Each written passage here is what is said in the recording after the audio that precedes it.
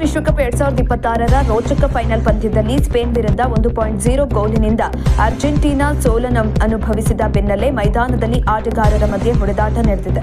ಪಂದ್ಯದ ಅಂತಿಮ ವಿಸಿಲ್ ಊದಿದ ತಕ್ಷಣವೇ ಲಿಯೋನೆಲ್ ಮೆಸ್ಸಿಯ ಆಪ್ತ ಸಹಪಾಠಿ ಹಾಗೂ ಅರ್ಜೆಂಟೀನಾದ ಮಿಡ್ಫೀಲ್ಡರ್ ಲಿಯಾಂಡ್ರೋ ಪರೆಡೆಸ್ ಅವರು ಸ್ಪೇನ್ ಆಟಗಾರರ ಮೇಲೆ ಹಲ್ಲೆ ನಡೆಸಿದ್ದು, ರೆಫರಿ ಅವರಿಗೆ ಪಂದ್ಯ ಮುಗಿದ ಬಳಿಕ ನೇರ ಕೆಂಪು ಕಾರ್ಡ್ ಅನ್ನು ತೋರಿಸಿ ಮೈದಾನದಿಂದ ಹೊರಹೋಗಿದ್ದಾರೆ. ಪಂದ್ಯ ಮುಗಿದು ಸ್ಪೇನ್ ಆಟಗಾರರು ವಿಶ್ವಕಪ್ ಜಯದ ಸಂಭ್ರಮಾಚರಣೆಯಲ್ಲಿದ್ದಾಗ ಕೋಪಗೊಂಡ ಲಿಯಾಂಡ್ರೋ ಪರೆಡೆಸ್ ಸ್ಪೇನ್ನ ಡಿಫೆಂಡರ್ ಎರಿಕ್ ಗಾರ್ಸಿಯಾ ಅವರ ಬಳಿ ಧಾವಿಸಿ ಅವರ ಕುತ್ತಿಗೆಯನ್ನ ಬಲವಂತವಾಗಿ ಹಿಡಿದು ನೆಲಕ್ಕೆ ತಳ್ಳಿದರು.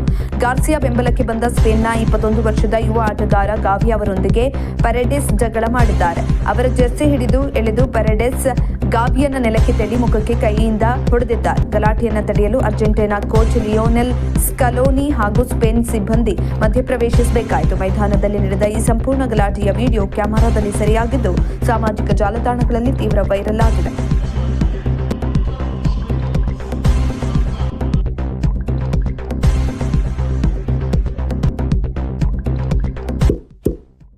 ಇಂತಹ ಇನ್ನಷ್ಟು ವಿಡಿಯೋಗಳಿಗಾಗಿ ಲೈಕ್ ಮಾಡಿ, ಫಾಲೋ ಮಾಡಿ, ಶೇರ್ ಮಾಡಿ.